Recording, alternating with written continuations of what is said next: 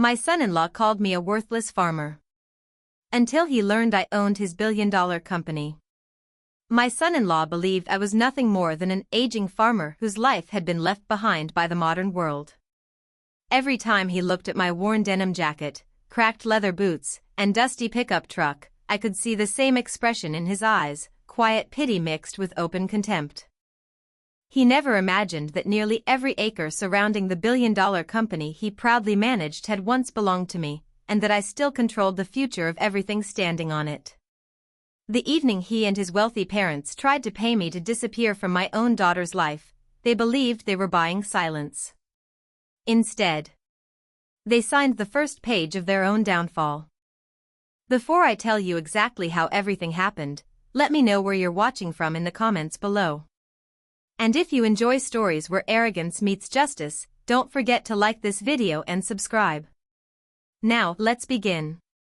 Cold autumn rain drifted across downtown Seattle as I parked my 20-year-old Ford pickup several blocks away from one of the city's most luxurious waterfront restaurants. Luxury SUVs lined the entrance. Valets hurried between expensive European cars while men in tailored suits laughed over glasses of imported whiskey. Nobody paid attention to the old truck sitting beneath a flickering street lamp. That was exactly how I preferred it. I adjusted my faded canvas jacket before looking down at my boots. The leather had been repaired countless times.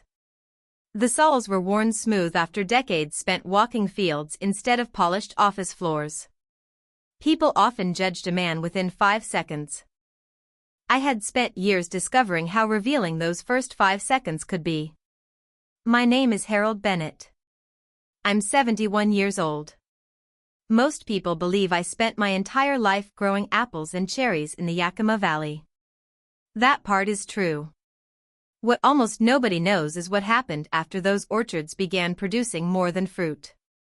35 years earlier, while everyone else was selling farmland to developers, I quietly began buying it instead. Parcel after parcel. Farm after farm. Most thought I was crazy. They laughed when I mortgaged everything to purchase dry hillsides nobody wanted. Then highways arrived. Distribution centers followed. Technology companies expanded east. One logistics hub became 2. Industrial parks replaced orchards. Land values exploded. Today, thousands of acres surrounding Pacific Harvest Global belonged, not directly to me, but to a network of family trusts carefully built over decades. Even members of the company's executive board never knew who ultimately controlled the ground beneath their headquarters. I intended to keep it that way. Money reveals far more when it stays invisible. Only one thing ever mattered more than protecting those assets. My daughter, Emma. After my wife Eleanor passed away 28 years ago, Emma became my entire reason for waking up every morning. She grew into a brilliant, compassionate woman who never cared about expensive clothes or luxury vacations. She loved books, gardening, community work. She saw goodness before status. That kindness was exactly what worried me. Kind people often mistake confidence for character. 3 years ago she married Daniel Cross. At first I hoped I had been wrong about him. I wanted desperately to believe my instincts had become overly protective with age. But every visit confirmed the same uncomfortable truth. Daniel admired successful people. He respected expensive people. He tolerated ordinary people. And he quietly looked down on anyone he believed had been left behind by life. Especially me. He believed I spent my retirement tending vegetables behind my small farmhouse outside Yakima. He assumed my modest home represented the greatest achievement of my life. I never corrected him. Not because I enjoyed pretending. Because I wanted to know whether someone could genuinely love my daughter without chasing wealth. Unfortunately, Daniel answered that question long before tonight. 2 weeks earlier he proudly announced his promotion to Chief Executive Officer of Pacific Harvest Global. His parents immediately organized a private family celebration in Seattle. Apparently, inviting Emma's father had been more obligation than desire. Daniel called me personally. His voice sounded rehearsed. "We'd appreciate it if you joined us for dinner," he said. There was no warmth behind the invitation. Only expectation. I accepted anyway. Some truths reveal themselves best when nobody realizes they're being tested. The hostess welcomed me with a professional smile that faded the moment her eyes reached my jacket. She politely confirmed Daniel's reservation before leading me through an elegant dining room filled with crystal chandeliers and polished marble floors. Every table sparkled beneath soft golden lighting. Conversations floated through the room in careful whispers. The farther we walked toward the private dining suites, the quieter everything became. She stopped outside a large wooden door. "Your family is already inside, Mr. Bennett." Family. Interesting choice of words. I thanked her and stepped into the room. The atmosphere changed instantly. Richard Cross sat at the head of the table wearing a navy Italian suit worth more than my pickup truck. Beside him sat his wife Margaret, wrapped in pearls and confidence. Daniel occupied the chair nearest them, casually swirling wine inside a crystal glass. Only one chair remained empty. The one furthest from everyone else. Nobody stood. Nobody smiled. Richard glanced briefly toward me before returning his attention to his wine. Margaret examined my clothes with the subtle precision of someone inspecting damaged furniture at an estate sale. Daniel finally looked up. "There you are." Not. "It's good to see you." Just. "There you are." Emma wasn't there yet. Daniel explained she had stepped away to answer a phone call. I quietly took the empty seat. The silence lasted only seconds. Then Margaret smiled. It wasn't kindness. It was curiosity mixed with superiority. "So Harold," she began softly. "How is life out on your little farm these days?" I smiled politely. "It keeps me busy." Richard chuckled. "I suppose simple lives have their advantages." I simply nodded. Sometimes. The quietest man at the table already knows exactly how the evening will end. Emma returned only moments later, carrying the warmth that had always been missing from every room Daniel entered. She smiled the moment she saw me. "Dad." Before anyone else could react, she walked across the room and wrapped her arms around me. For a brief second, I forgot where I was. I simply hugged my little girl. Even at 35, she still smelled faintly of lavender, just like her mother used to.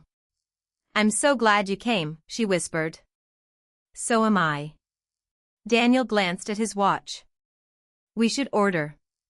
The waiter appeared almost instantly. Richard didn't even look at the menu.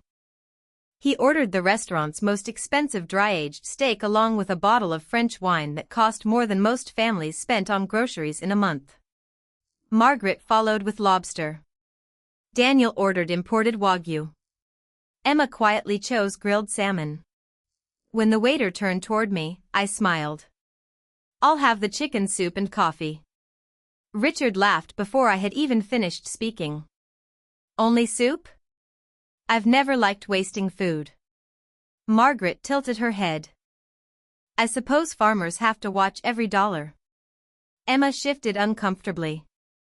"Dad has always been careful." Richard smirked. "Nothing wrong with that." His tone suggested otherwise. The conversation drifted toward Daniel's promotion. Or rather, toward Daniel talking about himself. He described the executive office, the board meetings, the private corporate jet, the investors, the upcoming expansion projects.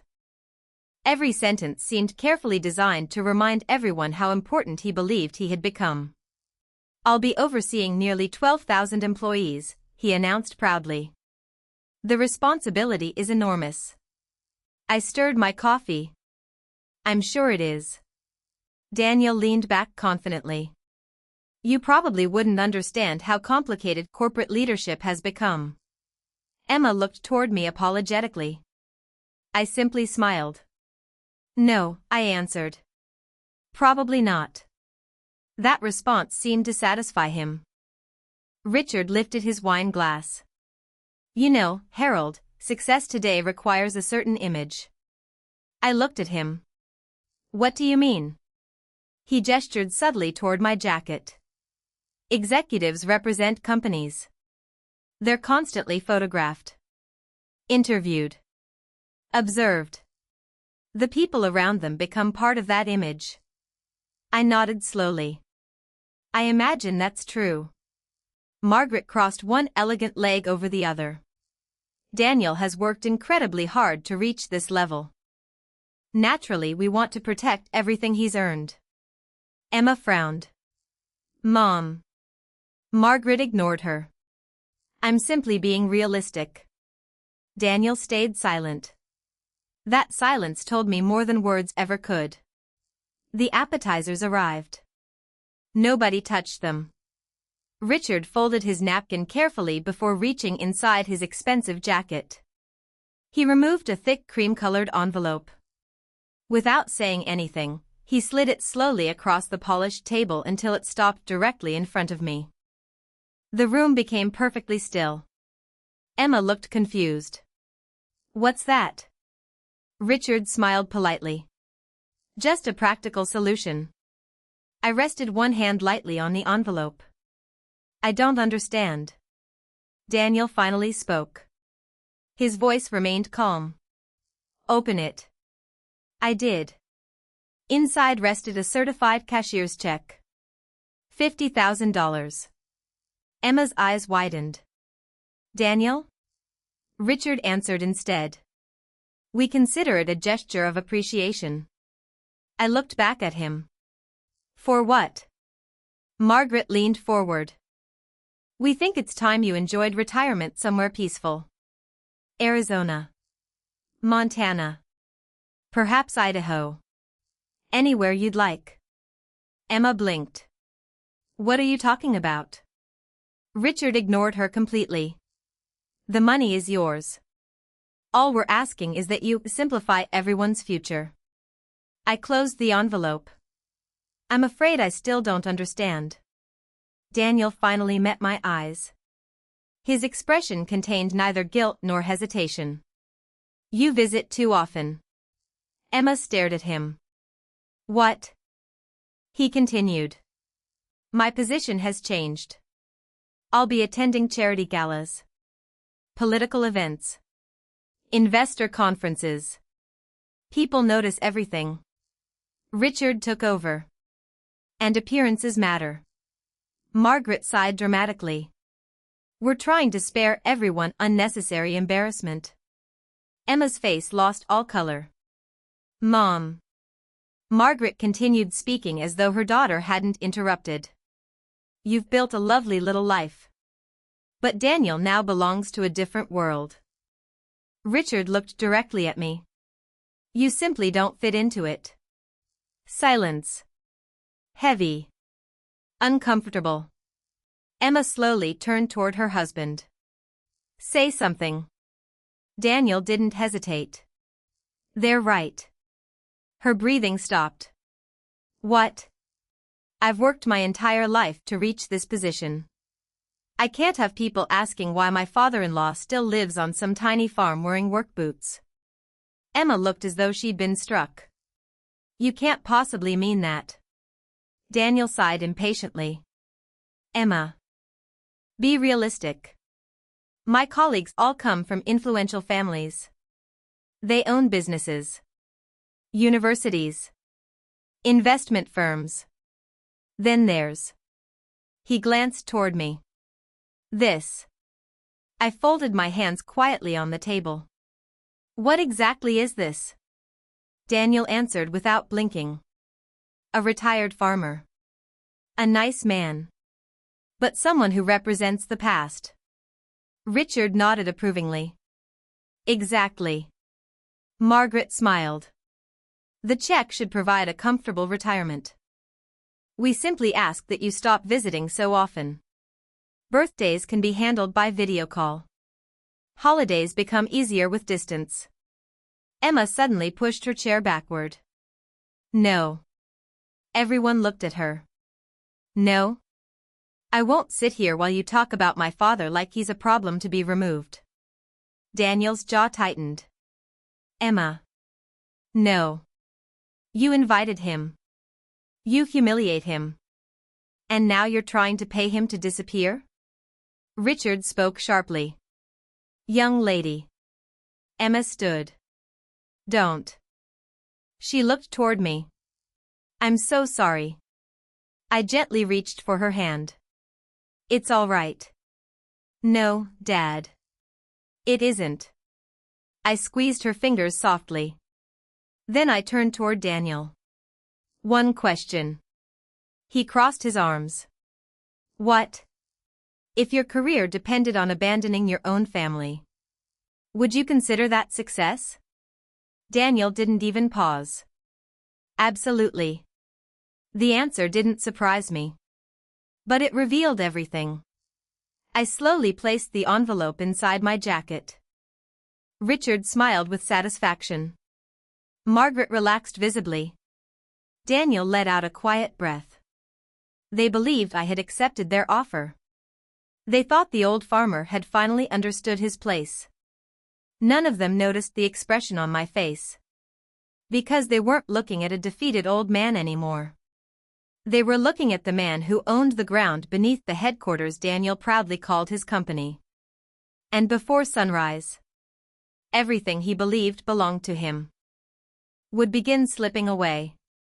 The rain had stopped by the time I reached my old pickup truck.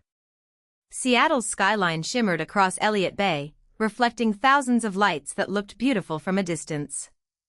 I stood beside the truck for a long moment, staring at the envelope inside my hand. $50,000. That was apparently the price they had placed on 40 years of raising my daughter. On every school recital. Every birthday. Every scraped knee. Every sleepless night after Eleanor died. Every sacrifice. Every dream. They believed all of it could be purchased with one cashier's check. Not because they were evil. Because they had spent so many years measuring people by money that they no longer understood anything else. I slipped the envelope into my jacket and pulled out my phone. Only one person was waiting for my call. Nathan. The line answered immediately. I've been expecting you. I assume dinner went exactly as predicted. It did. I looked back toward the glowing restaurant windows. They made their move. And Daniel? He agreed with every word. Nathan remained silent for several seconds. Finally he asked quietly. Are you certain? I've never been more certain. Then it's time. I nodded. Begin. No further explanation was necessary. Nathan Cole had served as both my attorney and closest friend for over 30 years. He knew every company. Every trust. Every agreement. Most importantly, he knew who actually owned Pacific Harvest Global. Officially, the company belonged to Cascade Agricultural Holdings. Cascade was owned by another investment trust. That trust belonged to another. At the very top of the structure sat the Bennett Family Land Trust. My name appeared nowhere in public records. That had been intentional. Power attracts attention. Hidden power attracts honesty. Daniel had spent 3 years showing me exactly who he really was. Now it was my turn. 2 hours later I entered the private executive offices overlooking Seattle Harbor. The receptionist immediately stood. Good evening, Mr. Bennett. It's good to see you again. I smiled politely. It's been a while. Nearly 11 years, in fact. Most employees had never met me. Only a handful of senior executives even knew the founder was still alive. Nathan waited inside the boardroom. Stacks of files covered the polished walnut table. So, he said calmly, Would you like the good news first? I'll take the bad. There isn't any. He smiled. I just wanted to see if you'd laugh. For the first time that evening. I actually did. Nathan opened one thick folder. Our internal compliance team has already completed its preliminary review. He pushed several documents toward me. I think you should see this.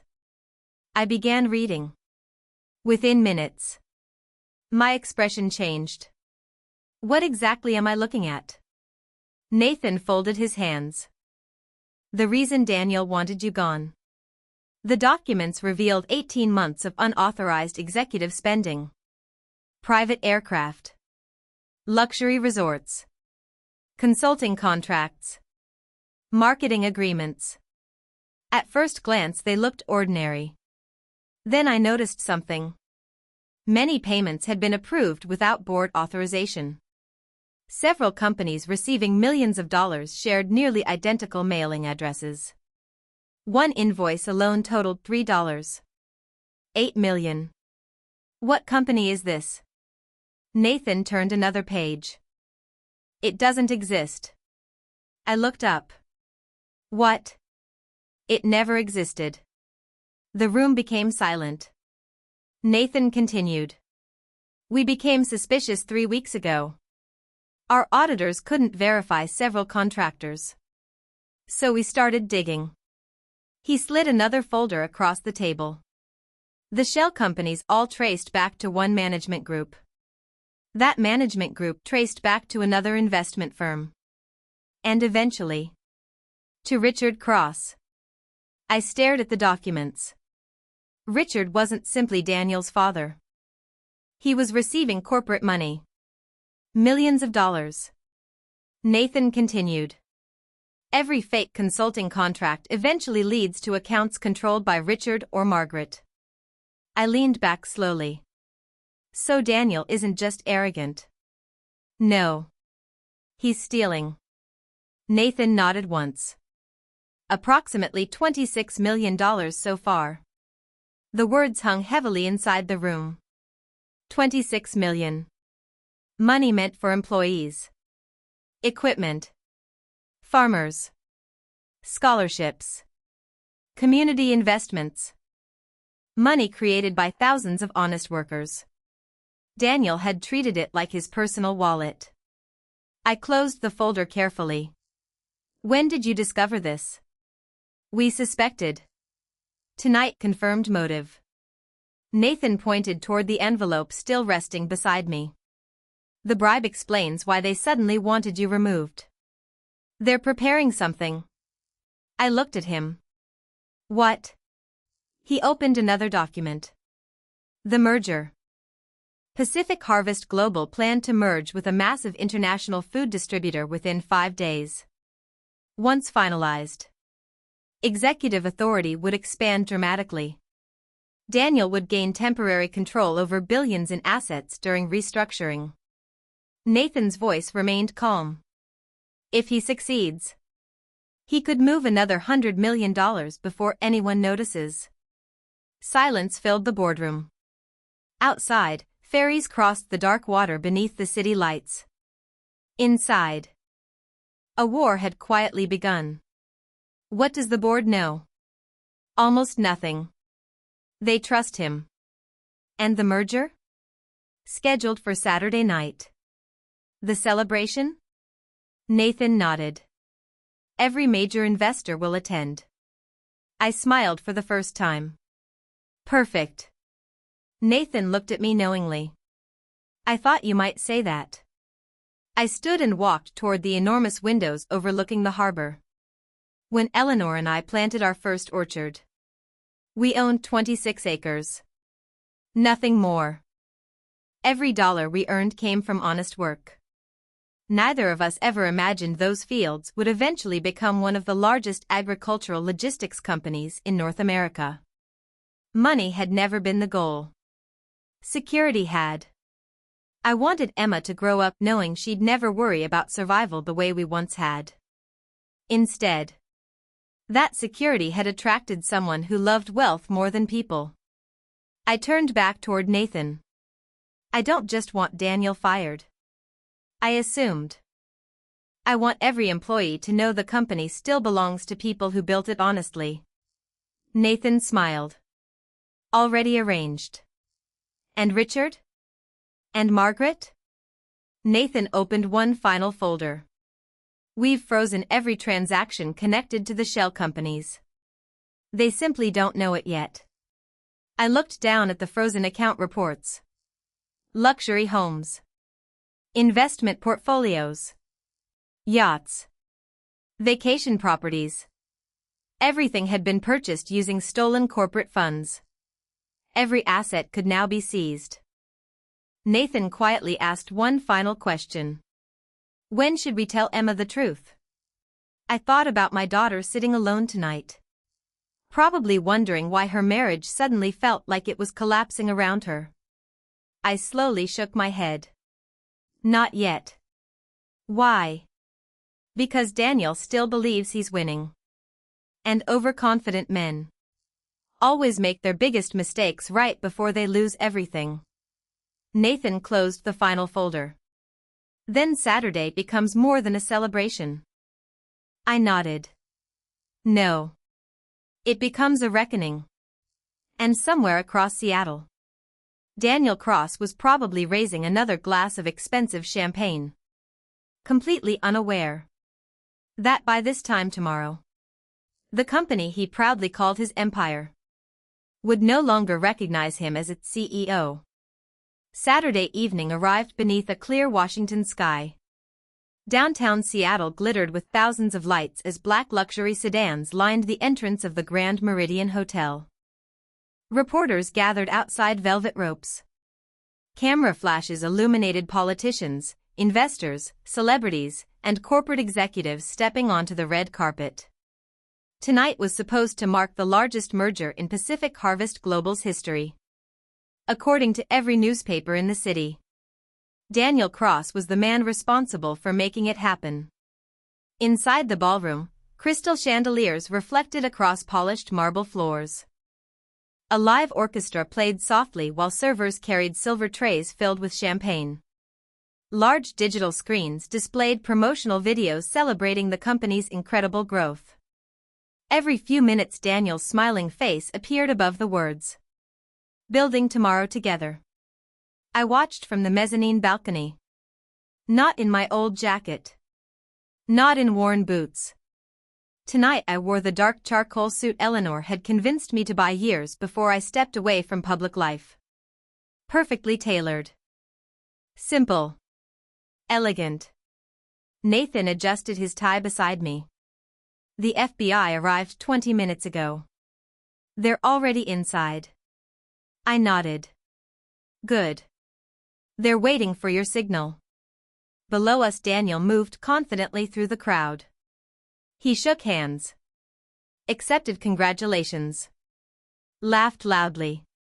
He looked completely relaxed. His parents were even worse. Richard proudly introduced himself to politicians as though he personally owned the company. Margaret floated through the ballroom displaying a diamond necklace purchased with stolen money. Neither of them noticed the plain-clothed federal agents standing quietly near service doors. Emma arrived alone. She wore a dark blue dress. No jewelry. No smile. When Daniel walked toward her, she stepped backward. Even from across the ballroom I could tell she had been crying. He whispered something. She shook her head. He reached for her arm. She pulled away. Nathan quietly observed. She knows. She knows enough. The ballroom lights dimmed. Spotlights illuminated the stage. A master of ceremonies welcomed everyone before introducing the evening's keynote speaker. Ladies and gentlemen, please welcome Chief Executive Officer, Mr. Daniel Cross.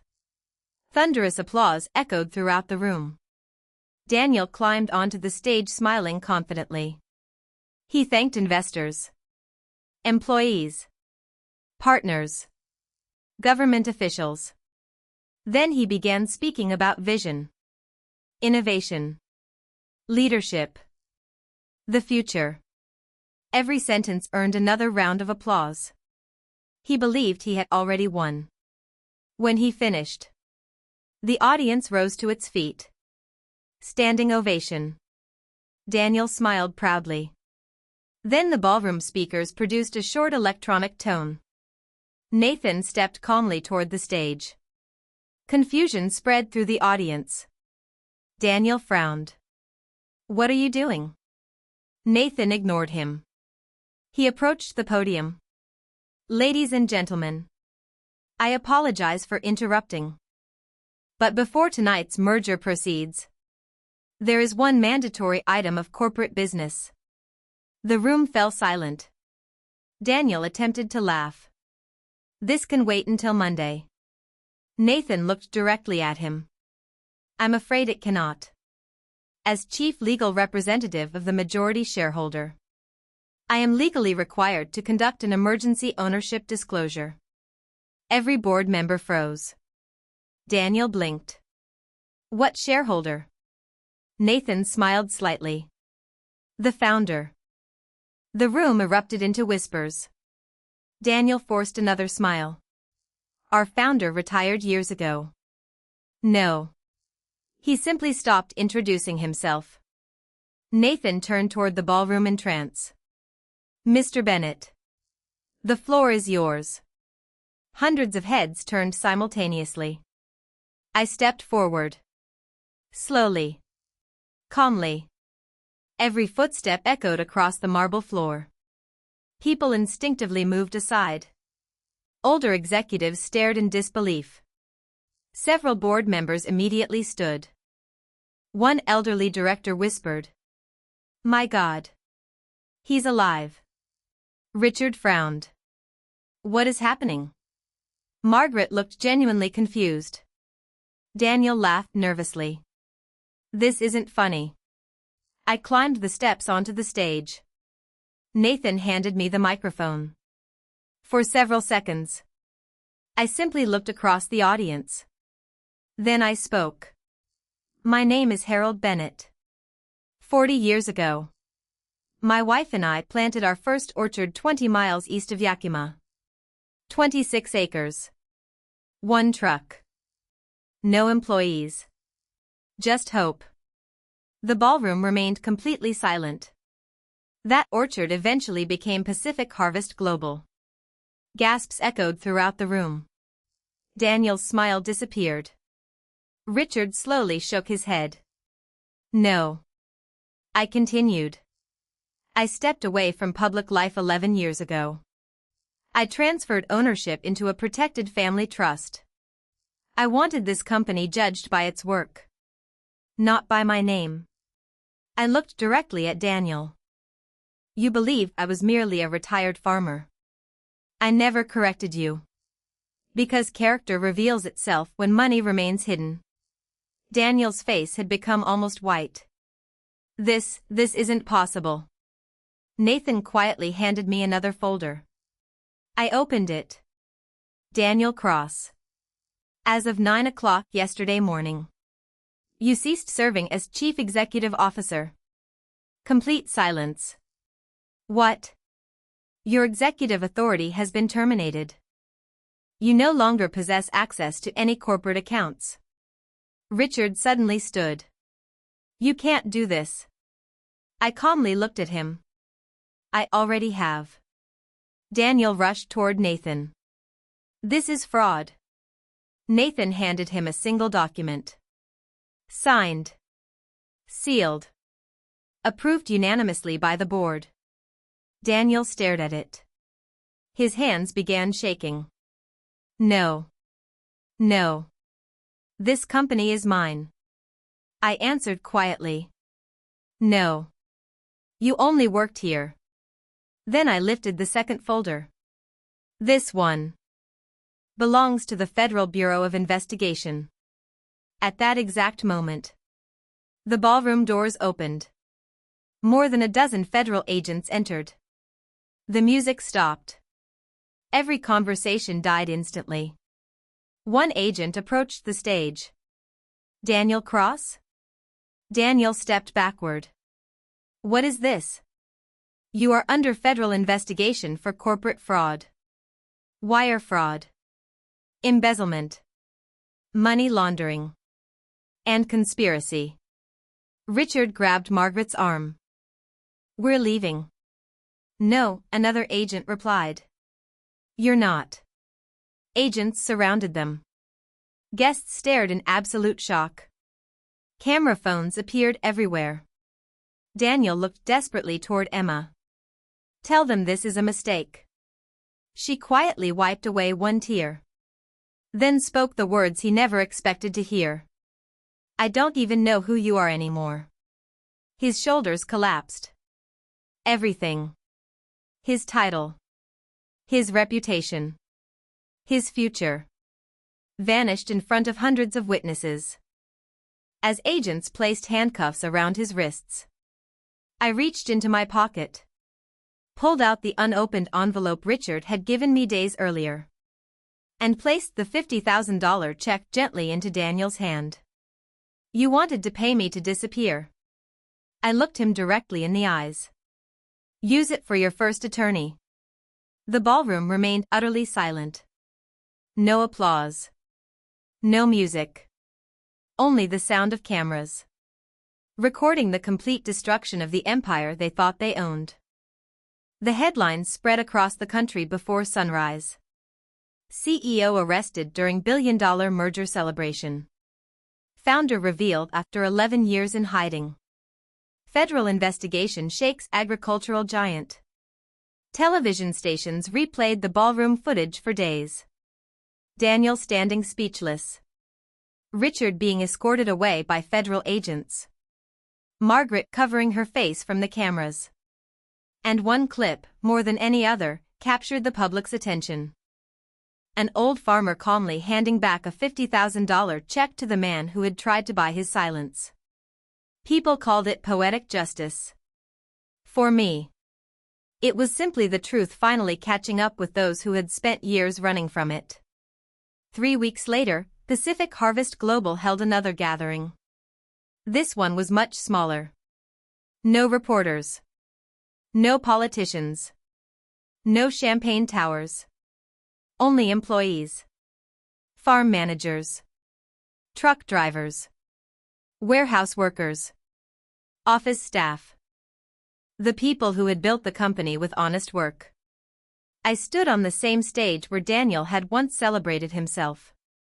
My wife Eleanor and I never dreamed of creating a corporation, I told them. We only wanted to build something that would outlive us. Companies survive because of people. Not because of titles. The audience applauded, not because I owned the company, but because they understood exactly what I meant. That afternoon, I announced something the board had already approved. Every employee would receive a profit-sharing bonus funded by recovered assets from the fraud investigation. The loudest applause came from the warehouse workers in the back of the room. They deserved it. Emma came to visit the farm a few days later. She sat with me on the old wooden porch where she had spent countless evenings as a little girl. The apple trees swayed gently in the summer breeze. I filed for divorce, she said quietly. I nodded. I know. I feel like I married someone who never really existed. You married the man he pretended to be. She looked down at her hands. I should have listened to you. I smiled. No. You needed to discover the truth yourself. She leaned her head against my shoulder, just as she had done after her mother passed away. I almost lost you. You never could. I was afraid you believed them. I laughed softly. My dear. If a man's worth depends on the clothes he wears, then the world has forgotten what real wealth looks like. She smiled through her tears. I love you, Dad. I love you too. Months later, construction began on a new agricultural education center beside our original orchard. Instead of carrying my name, the building was dedicated to Eleanor Bennett. Because none of this would have existed without her courage. The first plaque visitors see reads, Character grows quietly. Pride grows loudly. Time reveals which one survives. Every time I walk past those words, I remember that expensive restaurant. The envelope. The insults. The assumptions.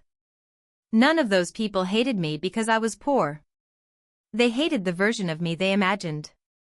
And that taught me something worth far more than any fortune. Never underestimate a person simply because they choose humility over appearance. Some of the wealthiest people you'll ever meet drive old trucks. Some of the strongest people wear worn-out boots. And some of the quietest people carry the power to change everything without ever raising their voice. Thank you for spending your time with this story. If it reminded you that integrity will always outlast arrogance, please leave a like and share your thoughts in the comments. Don't forget to subscribe for more unforgettable stories of family, betrayal, justice, and redemption. Until next time. Take care of yourselves, and never judge someone's value by what they choose to show the world. The end. Thank you for watching. If this story moved you, don't forget to like, subscribe, and share your thoughts in the comments. Your support helps bring more powerful stories like this to the channel.